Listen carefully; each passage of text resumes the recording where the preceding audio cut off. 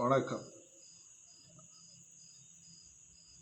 அடுத்தபடியாக நாம் இங்கே இந்த காணொளியிலே வேதை பொருத்தம் என்பதை பற்றி நாம் இங்கே விளக்க இருக்கின்றோம்.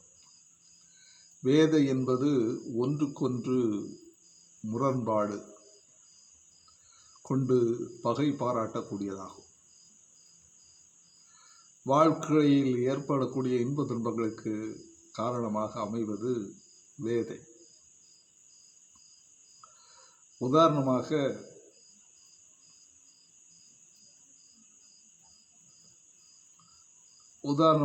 செவ்வாய் அதிபதியாகும் மிருகசீரிடம், சித்திரை, அவிட்டம் ஆகிய நட்சத்திரங்கள் ஒன்றுக்கொன்று வேதையாகின்றன.